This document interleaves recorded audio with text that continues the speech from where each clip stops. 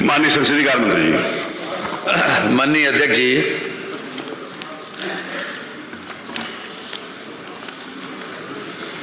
आज ये सदन के लिए बहुत महत्वपूर्ण दिन है। माननीय इस घटना के विषय में मैं संक्षेप में सभी माननीय सदस्यों को अवगत करा दें। 15/9/2004 को हमारे एक माननीय तत्कालीन विधायक, वर्तमान में जो विधान परिषद के सदस्य हैं, सम्मानीय श्री सलील बिश्नोई जी, उन्होंने बिजली की सप्लाई को लेकर कानपुर में एक प्रदर्शन, धरना, जुलूस का आयोजन किया और वो जुलूस निकालकर जिलाधिकारी को ज्ञापन देना चाहते थे।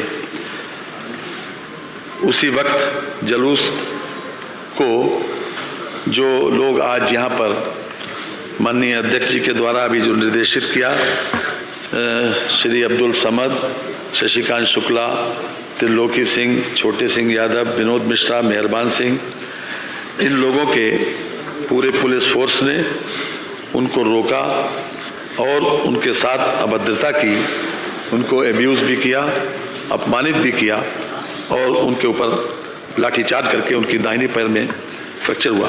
यद्यपि सभी लोग बहुत शांतिपूर्ण तरीके से प्रदर्शन कर रहे थे और ये चाहते थे कि हम अपना ज्ञापन जिलाधिकारी को बिजली की सप्लाई बेहतर करने के लिए, उसको बढ़ाने के लिए ज्ञापन दे दें।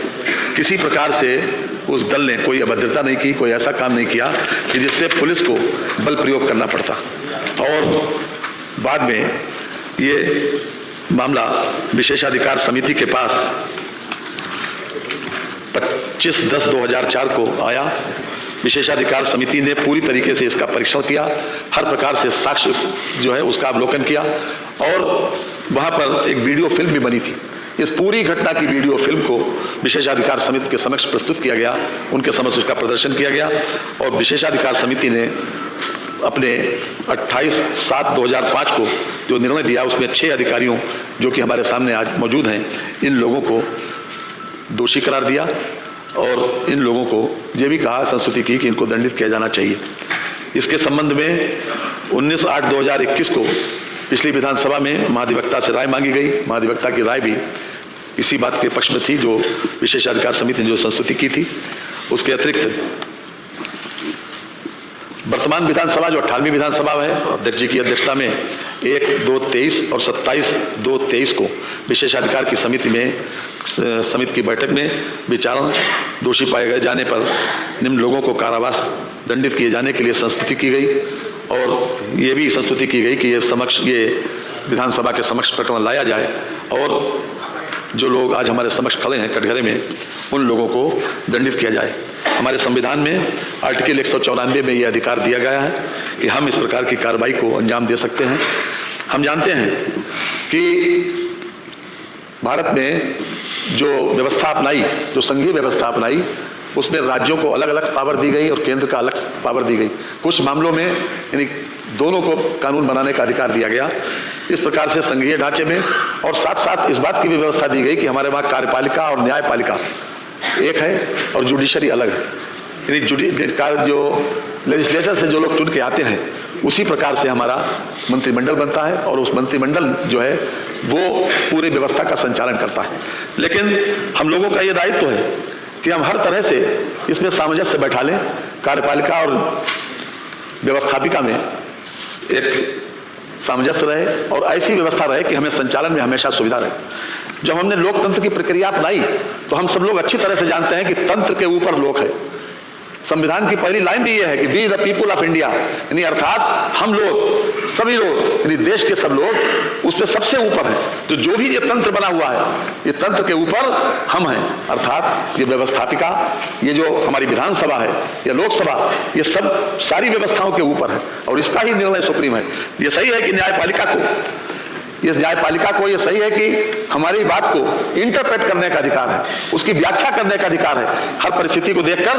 लेकिन सुप्रीमेसी ऑफ द पार्लियामेंट और सुप्रीमेसी ऑफ द लेजिस्लेचर, जो संविधान जिन लोगों ने बनाया है, उनके मन मस्तिष्क में था और इसीलिए यही व्यवस्था अभी तक चली आ रही है।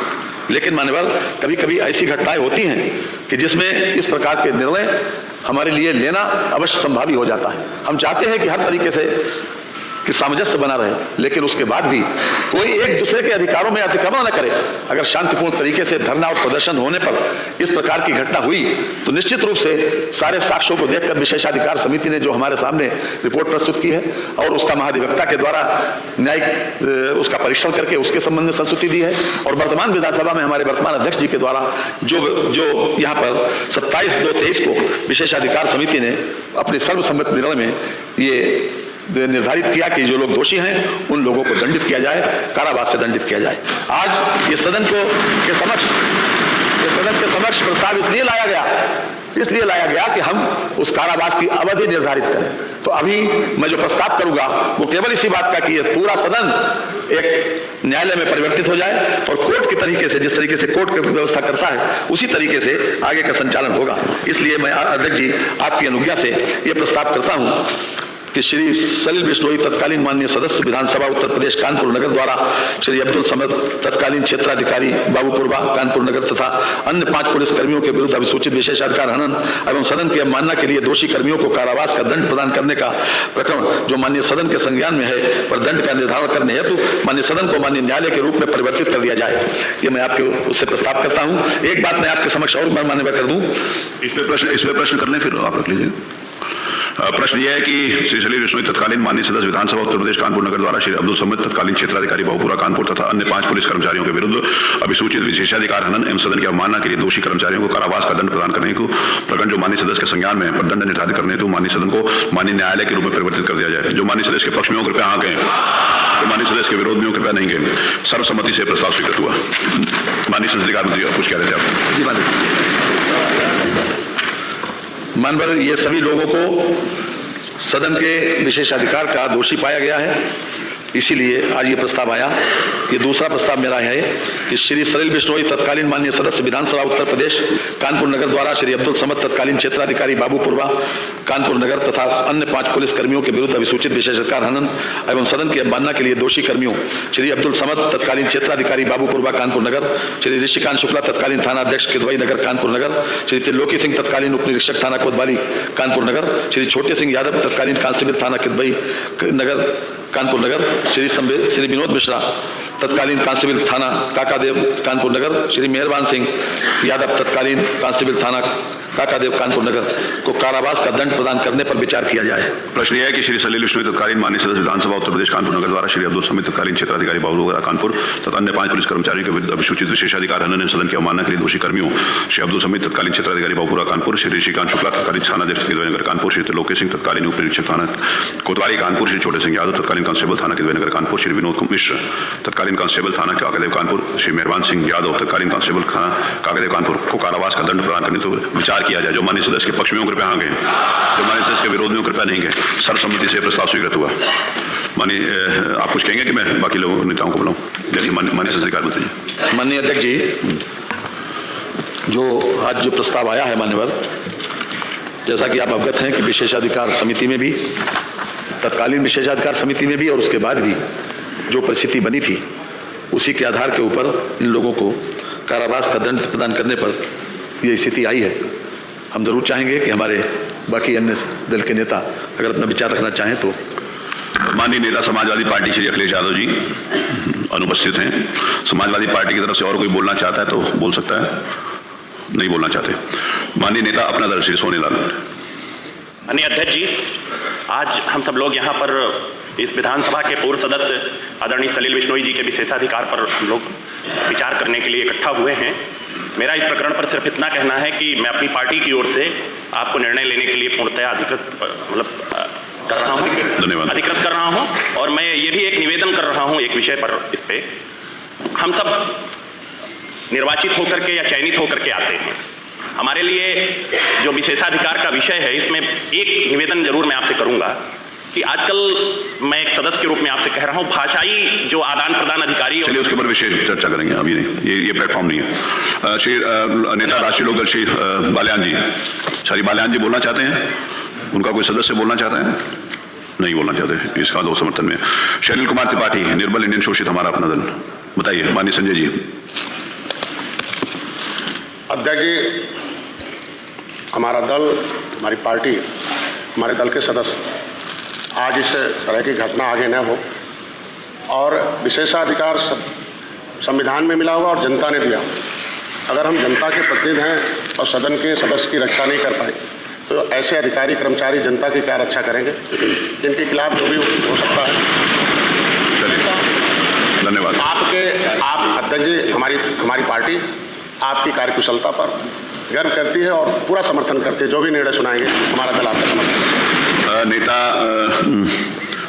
श्री ओम प्रकाश जी राजभर, सोहेलदेव भारतीय समाज पार्टी।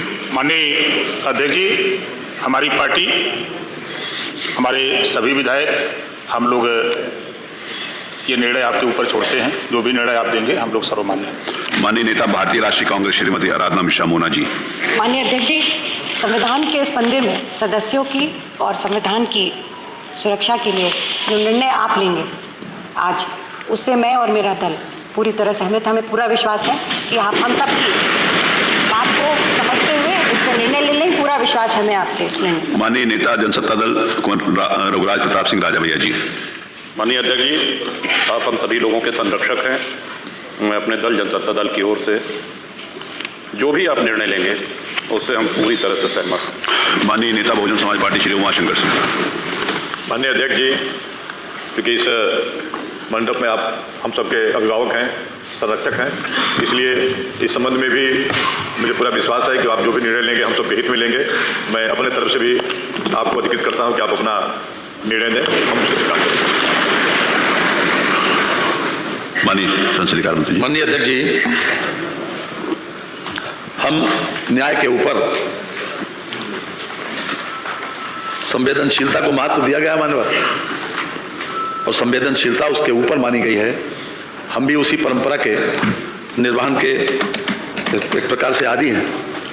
इसलिए हम जरूर चाहेंगे, क्योंकि इन सभी लोगों को दोषी करार दिया गया, इसलिए हम चाहते हैं कि इनका भी पक्ष, मानवर इन लोगों का पक्ष भी जैसी की व्यवस्था है उसमें सुन लिया जाए। कम से कम इनको अपने बारे में सजा के लिए क्या कहना है। लोकतंत्र में जो जनप्रतिनिधि चुन के आते हैं वो जनता के हितों के लिए ही बराबर, जब सत्ता में रहते हैं तो संसाधन जुटाकर, जब विपक्ष में रहते हैं तो अपनी आवाज़ बुलंद करके ये कोशिश करते हैं कि ज़्यादा से ज़्यादा जनहित हो सके। और जनहित के किसी काम के लिए जब कोई शांतिपूर्ण तरीके से किसी प्रकार से अपना विज्ञापन, अपना प्रतिवेदन देने जिलाधिकारी के वहाँ जा रहे हैं, तो जिस प्रकार का व्यवहार किया गया मानवर, वो अपने आप में अशोभनीय भी है, निंदनीय भी है और सजा योग भी है।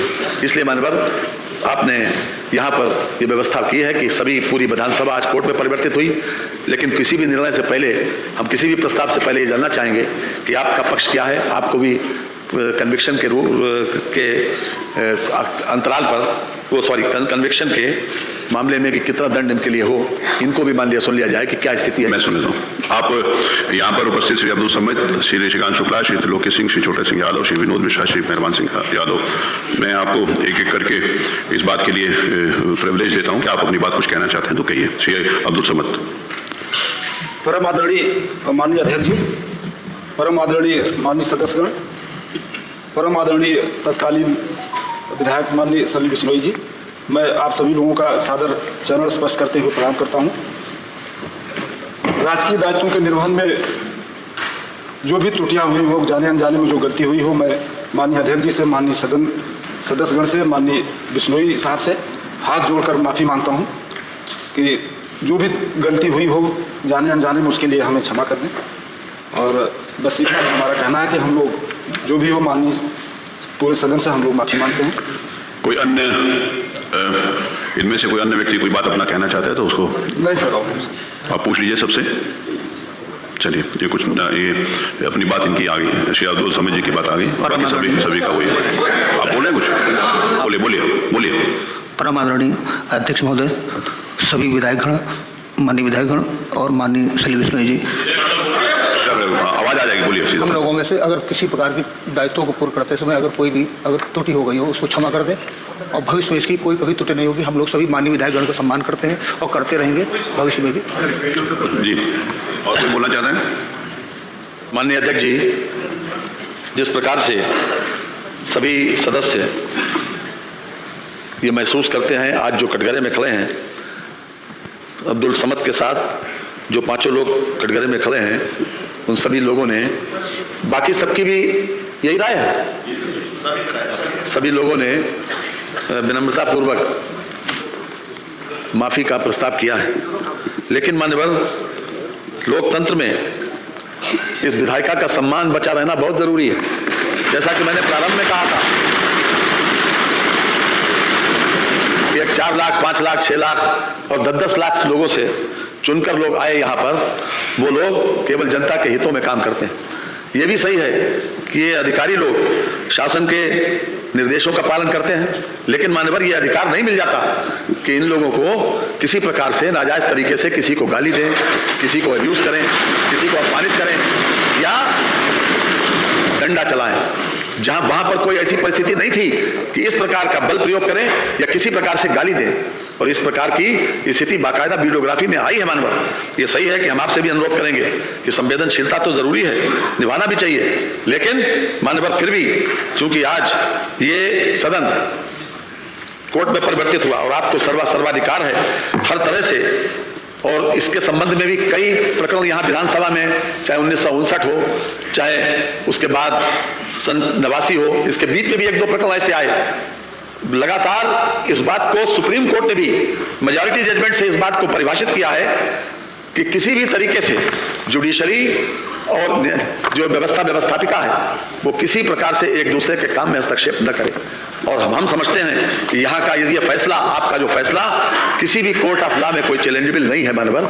इसलिए मैं विनम्रतापूर्वक ये प्रस्ताव करूंगा कि चूंकि इन लोगों का व्यवहार, अपने इन्होंने जो कुछ कहा है उसके ऊपर हम ये चाहते हैं कि मिनिमम इनको सजा दी जाए, इसलिए मैं प्रस्ताव करता हूं कि श्री सलील बिश्नोई तत्कालीन माननीय सदस्य विधानसभा उत्तर प्रदेश कानपुर नगर द्वारा श्री अब्दुल समद तत्कालीन क्षेत्राधिकारी बाबूपुरवा कानपुर नगर तथा अन्य 5 पुलिसकर्मियों के विरुद्ध अभिसूचित विशेषाधिकार हनन एवं सदन की अवमानना के लिए दोषी कर्मियों श्री अब्दुल समद तत्कालीन क्षेत्राधिकारी बाबूपुरवा कानपुर नगर, श्री श्रीकांत शुक्ला श्री तत्कालीन थानाध्यक्ष किदवई नगर कानपुर नगर, श्री त्रिलोकी सिंह तत्कालीन उप निरीक्षक थाना कोतवाली कानपुर नगर, श्री छोटे सिंह यादव तत्कालीन कांस्टेबल थाना किदवई नगर कानपुर नगर, श्री विनोद मिश्रा तत्कालीन कांस्टेबल थाना काकादेव कानपुर नगर, श्री मेहरबान सिंह यादव तत्कालीन कांस्टेबल थाना काकादेव कानपुर नगर को 1 दिन यानी आज रात के 12 बजे तक दिन का कारावास की सजा दिया जाए।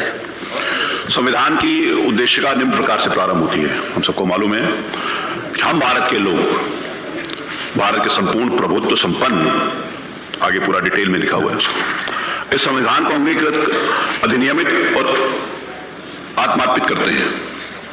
अतः हम भारत के लोग सर्वोपरि हैं एवं इस आदरणीय सदन के सदस्य भारत के लोगों का प्रतिनिधित्व करते हैं। अतः उनकी मर्यादा एवं गरिमा को संरक्षित रखना हम सबका दायित्व है। संविधान के अनुच्छेद 194 में विधानमंडल के सदनों की तथा उसके सदस्यों और समितियों की शक्तियों एवं विशेषाधिकार प्राविधानित किए गए हैं। ये एक सत्यापित सिद्धांत है कि संविधान के अनुच्छेद 194(3) के अंतर्गत सदन विशेषाधिकार एवं अवमानना के मामलों में निर्णय लेने हेतु सर्वाधिकार धारित करता है तथा सदन का निर्णय इस मामलों में अंतिम होता है। हम सबको यह एहसास है कि हमारा यह निर्णय महत्वपूर्ण होगा और इसके दूरगामी परिणाम एवं संदेश होंगे। संविधान में न्यायपालिका, कार्यपालिका एवं विधायिका की शक्तियों को पृथक रूप से परिभाषित किया गया है। इन शक्तियों के पृथक्करण एवं सिद्धांत हमारे संविधान की जीवन रेखा है। यदि इन तीनों संवैधानिक संस्थाओं द्वारा एक दूसरे के अधिकारों एवं शक्तियों में अतिक्रमण किया जाएगा तो उसके परिणाम नकारात्मक होंगे और ये संस्थाएं शनैः समाप्त हो जाएंगी। हमारा ये दायित्व है कि संविधान निर्माताओं ने जो योजना बनाई है हम लोग सम्मान करें और अपने अधिकारों का प्रयोग अपनी सीमा के अंदर रहकर करें। जनप्रतिनिधियों के लोकतांत्रिक अधिकारों एवं कार्यपालिका द्वारा सीमित नहीं किया जा सकता। इसी प्रकार से विधायिका द्वारा भी कार्यपालिका की सीमा में अनधिकृत हस्तक्षेप नहीं किया जा सकता। विधायिका तथा न्यायपालिका के परस्पर संबंध में अपने दायरे में रहने चाहिए। विशेषाधिकार एवं सदस्यों की अवमानना की जो शक्ति सदन को प्रदत्त की गई है वह इसी उद्देश्य से प्रदान की गई है कि सदन अपनी कार्रवाई सम्मान पूर्वक एवं मर्यादित ढंग से कर सके एवं सदन के सदस्य अपने अधिकारों का शांतिपूर्वक प्रयोग कर सकें। आज हमारे समक्ष कतिपय सरकारी कर्मचारियों की दोष के आधार पर दंड देने के प्रश्न पर विचार किया जा रहा है। सदनों और सदस्यों के विशेषाधिकार तथा अवमानना के प्रावधानों को अधिनियमित नहीं किया गया क्योंकि उनका प्रयोग परिस्थितियों एवं विभिन्न मामलों के अनुसार किया जाने का मंतव्य है। कई बार इस पर चर्चा की गई। विशेषाधिकार एवं अवमानना के बिंदुओं को अधिनियमित कर दिया जाए, परंतु इस संबंध में अभी तक कोई मत एक नहीं हो पाया। सदन के सभी माननीय सदस्य जनता के प्रतिनिधित्व एवं संविधान की उद्देशिका में स्पष्ट रूप से प्रावधानित है कि संविधान के अंतर्गत हम भारत के लोग सर्वोपरि हैं। यदि जनता उसके प्रतिनिधियों के विरुद्ध लोकतांत्रिक अधिनियमों के प्रयोग में कोई बाधा आती है तो उसको रोकने के लिए विशेषाधिकार एवं अवमानना की शक्तियां प्रदत्त की गई हैं, अन्यथा यह संस्था महत्वहीन हो जाएगी। उपरोक्त वर्णित संवैधानिक योजना के अंतर्गत वर्तमान प्रकरण में भी इस आदरणीय सदन को आज विचार करने के लिए मजबूर होना पड़ा। संसदीय कार्य मंत्री द्वारा प्रस्तुत किए गए तथ्यों से यह स्पष्ट है कि यह प्रकरण चिंतनीय है और इस प्रकरण में आदरणीय सदस्यों के विरुद्ध जिस प्रकार का बर्ताव दोषी अधिकारियों एवं कर्मचारियों द्वारा किया गया है वो उनके अधिकारों से परे था एवं संविधान अनुशासन के विपरीत था। दोषी अधिकारियों के आचरण के कारण ही विशेषाधिकार समिति द्वारा यह संस्तुति की गई कि उनको दंड दिया जाए। विशेषाधिकार एवं सदन के सदस्यों की अवमानना की शक्तियां विशिष्ट एवं वृहद हैं। हम इस बात को पूरी तरीके से विज्ञ हैं कि इन शक्तियों का प्रयोग सामान्यतः नहीं किया जाना चाहिए, परंतु यह हमारा दायित्व है कि विधायिका की मर्यादा को संरक्षित करने हेतु इन शक्तियों का आवश्यकता अनुसार प्रयोग किया जाए। विधायिका एवं कार्यपालिका के बीच ऐसा व्यवहार होना चाहिए जिससे इन संस्थाओं की गरिमा बनी रहे एवं परस्पर सम्मान बना रहे। इन शक्तियों का प्रयोग जनहित के उद्देश्य में ही किया जाना चाहिए। इस सदन के एक आदरणीय सदस्य के साथ जो आचरण उनके शांतिपूर्वक प्रतिवाद के सापेक्ष किया गया वो निंदनीय है एवं इस संबंध में निश्चित रूप से एक संदेश जाना चाहिए कि विधायिका एवं उनके सदस्यों को लोकतांत्रिक अधिकारों के प्रयोग में इस प्रकार का आचरण न किया जाए, अन्यथा ये संस्थाएं समाप्त हो जाएंगी और संसदीय लोकतंत्र भी खतरे में रहेगा। हम सबका ये दायित्व है कि आने वाली पीढ़ियों के लिए ये उदाहरण पेश हो एवं इस संवैधानिक संस्थाओं को संरक्षित एवं सुरक्षित रखने के उपाय करें। सरकारी नौकरियों में जो लोग कार्य करते हैं उन्हें भी इस बात का एहसास होना चाहिए कि उनका भी संवैधानिक दायित्व है जिनकी लक्ष्मण रेखा है और उसको पार नहीं कर सकते, अन्यथा सीमाओं का उल्लंघन होता रहेगा एवं विधायिका कमजोर होती रहेगी। हमको ये याद रखना चाहिए कि हमारे पूर्वजों ने त्याग एवं बलिदान करके स्वतंत्रता प्राप्त करी है एवं संसदीय लोकतंत्र की प्रणाली को अपनाया है। यदि इसी सदस्य के जनता के प्रतिनिधियों के लोकतांत्रिक अधिकारों का हनन किया जाता रहेगा तो ये संस्थाएं बहुत आगे नहीं चल पाएंगी एवं हमारी स्वतंत्रता का कोई अर्थ नहीं रह जाएगा। सदन एवं उसके सदस्यों को ये शक्तियां किसी के डराने धमकाने दंडित करने के उद्देश्य नहीं बनाएगी, परंतु इस कारणवश अस्तित्व में आई कि सदनों की गरिमा मर्यादा एवं उनका संवैधानिक महत्व बना रहे एवं संसदीय लोकतंत्र सुदृढ़ हो।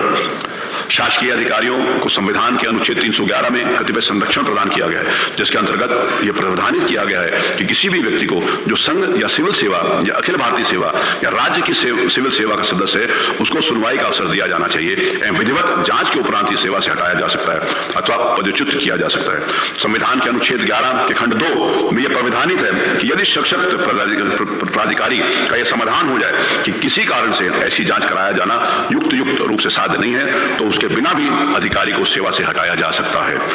इसके साथ ही संविधान के अनुच्छेद 194 के अंतर्गत विधानमंडलों सदनों तथा उनके सदस्यों के विशेषाधिकार एवं अवमानना की शक्तियां प्रावधानित की गई हैं। संविधान के अनुच्छेद 194(3) के अंतर्गत यह स्पष्ट रूप से प्रावधानित किया गया है कि विधानमंडल के किसी सदन अथवा सदस्यों की समितियां की शक्तियां विशेषाधिकार और अनुमतियां ऐसी होंगी जो वो विधानमंडल समय समय पर निश्चित करे।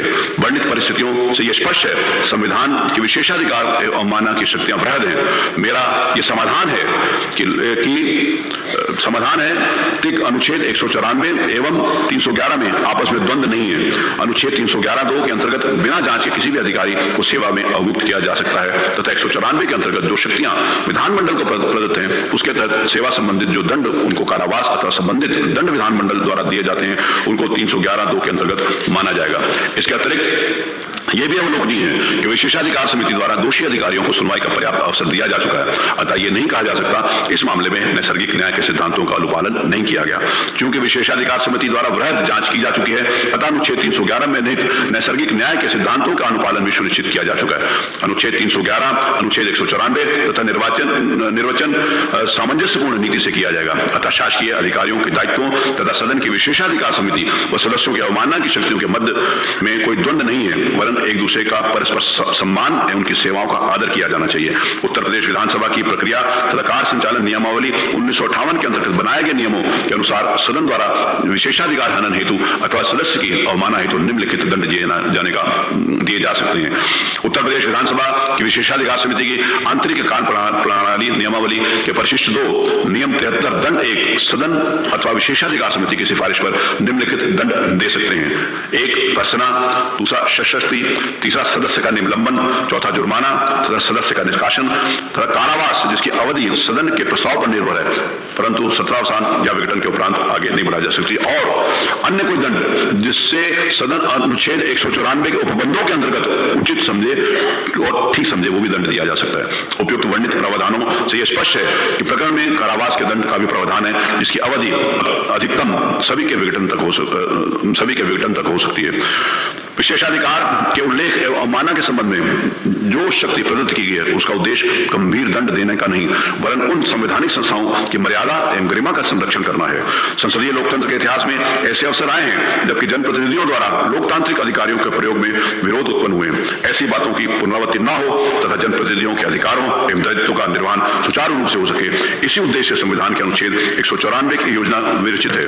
वर्णित परिस्थितियों एवं तथ्यों एवं विधिक संवैधानिक प्रावधानों के स्थिति में सभी माननीय सदस्यों के मंतव्य को दृष्टिगत रखते हुए मेरा यह मानना है कि प्रस्तुत प्रकरण में विशेषाधिकार समिति द्वारा सभी पाए गए दोषी अधिकारियों को कारावास की सजा दी जाए। मैं माननीय संसदीय कार्य मंत्री द्वारा जो प्रस्ताव किया गया है कि प्राय एक दिन का मतलब 24 घंटे होता है, लेकिन उन्होंने जो प्रस्ताव किया है मैं उससे सहमत हूं और आज भर के लिए ये एक दिन का आज भर के लिए इम्प्रिजनमेंट की कार्रवाई होगी। यहाँ पर ऊपर विधानसभा परिसर के अंदर ही शुरू से जिस समय विधानसभा बनी थी और कानून के ये व्यवस्था इस बात को ध्यान रखा गया था कि अगर कभी ऐसी परिस्थितियां आएंगी तो यहाँ पर ऊपर एक सेल है जहाँ पर जेल का वो प्रावधान है तो वहाँ पर इन लोगों को ले दिया जाएगा, क्योंकि सारे जो यहाँ पर उपस्थित हैं इन्होंने माफी मांगी है और इनको उदारतापूर्वक अपनाते हुए, नहीं तो पुरानी जो समिति थी उन्होंने इनके निलंबन का भी प्रस्ताव किया था, इनका और बहुत गंभीर दंडों का प्रस्ताव किया था, लेकिन माननीय संसदीय कार्य मंत्री और इस सदन का मंतव्य है क्योंकि इनके आचरण इनका व्यवहार और उन्हें क्षमा चाहिए, इसलिए इनको एक दिन का दंड दिया जाता है। मैं प्रश्न यह है कि माननीय सलील बिश्नोई तत्कालीन सदस्य माननीय विधानसभा उत्तर प्रदेश कानपुर नगर द्वारा। माननीय अध्यक्ष जी, मैं कुछ निवेदन करना चाहता हूं। जी, विशेषाधिकार समिति के संस्थितियों के अनुसार इनको तलब किया गया है। यहाँ पर प्रताड़ना भी एक तरीके से आने के बाद वो महसूस ही कर रहे होंगे, अनुभव कर रहे होंगे। हमारी एक संसदीय परिपाटी बहुत गरिमामयी है और उदारतापूर्वक उसका संचालन होता है। तो मैं अनुरोध करना चाहता हूँ आपसे कि इन्हें सायंकाल की जगह पर कुछ घंटे बैठने की, 1 घंटे या देने की, या उसमें अपनी बात करें। मेरा यह अनुरोध होगा कि हमारे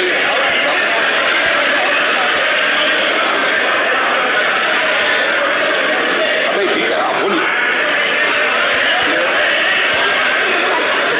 सदन की गरिमा हमारी उदारतापूर्वक संचालित होती रही है और लोकतंत्र के भीतर उदारता और समता महत्वपूर्ण है। मैं अपनी बात कह रहा हूँ, आपको कहेंगे वही इसलिए ये मेरा पहचान है कि इस पर इसका पुनर्विचार करेंगे। माननीय संसदीय कार्य मंत्री, माननीय अध्यक्ष जी, अध्यक्ष पीठ से निर्णय होने के बाद मान्यवर अब ये उस पर विचार या पुनर्विचार होने की आवश्यकता नहीं है मान्यवर। लेकिन मान्यवर आप संवेदनशील हैं और आपने बड़ी उदारतापूर्वक इसको दिया है। मेरा आपसे अनुरोध है कि चलिए मुझ पर छोड़िए। ये आप लोगों पर के साथ व्यवहार जो है वो ठीक हो और पानी की, भोजन की व्यवस्था मान्यवर आप करवा देंगे तो अच्छा रहेगा। प्रश्न यह है कि सलील बिश्नोई तत्कालीन माननीय सदस्य विधानसभा उत्तर प्रदेश कानपुर नगर द्वारा श्री अब्दुल समद तत्कालीन क्षेत्राधिकारी बाबूपुरा कानपुर तथा 5 पुलिस कर्मचारियों के विरुद्ध अभिसूचित विशेषाधिकार हनन सदन की अवमानना के लिए दोषी कर्मचारियों श्री अब्दुल समद तत्कालीन क्षेत्राधिकारी बाबूपुरा कानपुर, श्री ऋषिकांत शुक्ला तत्कालीन थाना अध्यक्ष नगर कानपुर, श्री त्रिलोक सिंह तत्कालीन उपरीक्षक थाना कोतवाली कानपुर, श्री छोटे सिंह यादव तत्कालीन कांस्टेबल थाना नगर कानपुर, श्री विनोद मिश्रा तत्कालीन कांस्टेबल थाना कानपुर नगर, श्री मेहरबान सिंह यादव तत्कालीन कांस्टेबल थाना कानपुर को 1 दिन का कारावास की सजा दी जाए।